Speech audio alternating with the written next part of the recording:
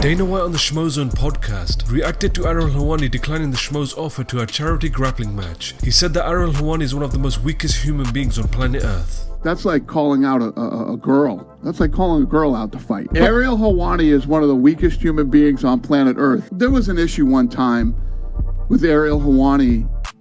Ariel is one of those guys that is an agitator, and he likes to push buttons, and he likes to do all that stuff. In a sport where people don't like their buttons pushed and don't like to be agitated and whatever. My old security guard, I don't know what, he's super nice. He's a Hawaiian dude, really chill guy. He pushed Ariel one time backstage, and all hell broke loose. And I was like, "What, kid? What are you doing? You might as well go out and pick on one of the girls that work out, and it's literally the exact same thing." A middleweight fight between Yoel Romero versus Uriah Hall has been targeted for a UFC card in August. Yoel Romero is coming off a unanimous decision loss to Israel Adesanya, and Uriah Hall is coming off a split decision win over Antonio Carlos Jr. A 5-round heavyweight fight between Aleksei Olienik versus Dereck Lewis has been targeted for a UFC Fight Night card on 8th of August. Aleksei Olienik is coming off a split decision win over Fabricio Werdum, and Dereck Lewis is coming off a unanimous decision win over Illir Latifi. A 3-round middleweight fight between Omari Akhmedov versus Chris Weidman has been targeted for a UFC Fight Night card on 8th of August. Omari Akhmedov is coming off a unanimous decision win over Ian Heinisch, and Chris Weidman is coming off a KO loss to Dominic Reyes. In a recent interview with MMA Fighting, Dan Hooker said that he's confident that he can finish Dustin Poirier and believes that he doesn't have the same chin as Paul Felder. Justin Gaethje reacted and posted this on his Twitter saying, "This dude is getting murked." Dan Hooker responded back saying, "Put your money where your mouth is. When I KO Poirier, we fight in August for your plastic title."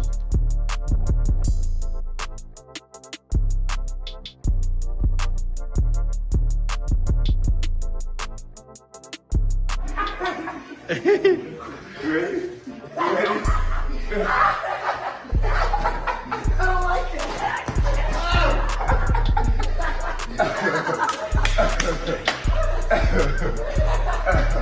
Darren Till on the Believe in Me podcast speaks on his upcoming fight with Robert Whittaker. He also gives his thoughts on Israel Adesanya versus Paulo Costa.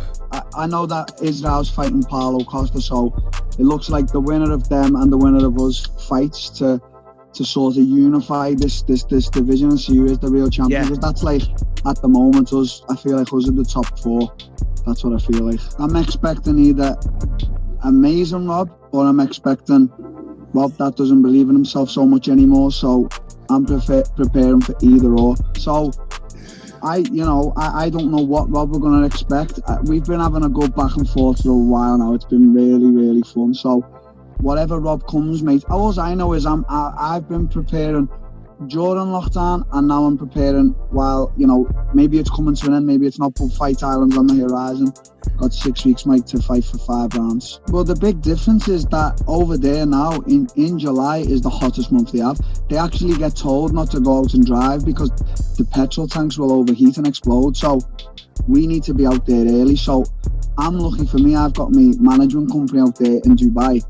If I can go out a few weeks before to Dubai and accustom, I will. Yeah, I'm sort of in the attitude, whatever it takes attitude right now, because I'm in touching distance of that title, and I know I am. So whatever it takes type of attitude. I was only just recently saying it to the lads in the gym this morning. Whatever it takes. I think Costa's got a really good chance of winning, but I think he telegraphs his shots, and I think he's a bit slower than Adesanya. So maybe Adesanya can pick him off, but I wouldn't, if you wanted me to bet on that fight, I wouldn't bet. I think it's a 50-50 fight right now.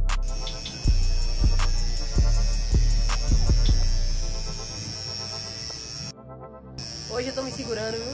Não vai ter choro certo aqui hoje, papai. Beleza? This is my guy right here. You guys wanna come? Pump on the beach. I'm gonna leave it right here, his Instagram.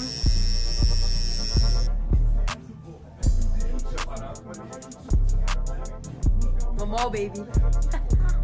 Matt Serra on the UFC Unfiltered podcast speaks on Cynthia Calvillo's win over Jessica Eye. He also says that there was no sense of urgency in Jessica Eye's corner. Holy cow, she did look big. And like Cynthia Calvillo, She was really very good. Yeah, man, I like the way she puts it together. Like, she's not desperate for the takedown. She strikes when she has to strike, and she strikes well. But she's not trying to just take her out of there because she knows that Jessica's durable. So she's getting off on her. She's getting out. She's shooting in a perfect takedown. Nice ground and pound. Man, very good control. Yeah. Very good control. I loved her control on the floor. People could jump for submissions all day long.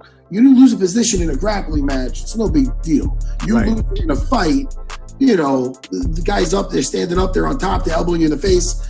You want that control. So that really, really made a difference. Agreed. I was really impressed, man. I heard good instruction. There might have been good instruction from Jessica I's corner, but this is what I look at between the 4th and 5th round. Okay, I try to listen to the corner then, because obviously I'm going to say she lost every round. I don't know where somebody gave a 49-48. Maybe you can give it I don't know. I have to see the first round again, but she didn't win more than one round. She was behind. Going into the 5th round, did you feel she was behind? Oh, yeah, absolutely. 100%. Obviously. So it's like, everybody, you got to see that. So the biggest thing, you want to give instruction, that's great. He was talking to her like it was the 2nd or 3rd round, or she's still in the fight where she had time. She had no time. Time was up. She's either finishing her or get a 10-8 round where they're saying she's lucky she's getting out with her life. That's what you say to her. Yeah. Otherwise, you're doing her a disjustice. It's not up to the fighter to know that she has to get it done. She's living in the moment in there. You know what I mean? So she's going through her head. She might be thinking she's doing better than she's not doing, or worse. So it's up for you to say, listen, you can say, look, if she was up in the fight, listen, you're up in the fight. This person, they're desperate now. They're desperate. You got to be alert from the second you go. You're alert. All right. You know what I mean? You got to let them know where they're at in the fight, because a lot of people don't know in their head. It's not up to them. It's up to you. There was no sense of urgency in the corner of Jessica. You had to know she was losing. There was no sense of urgency in the 4th to 5th round. I got to listen to it again, but from what I heard, it was some boxing instructions with the uppercut. You do this and that's and that. It's good. But you gotta put a stamp on that fucking fight. You're behind every round.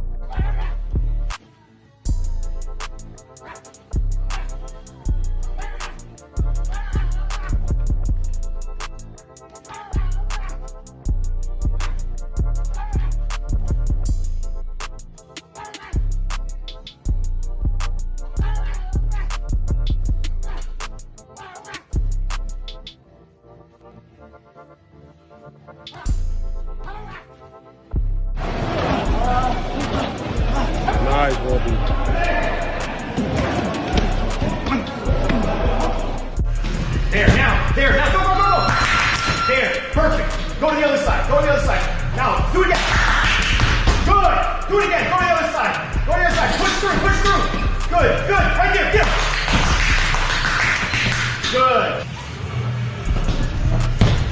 Nice. 30 seconds. Keep it going. Let's go. Here we go. 15 seconds.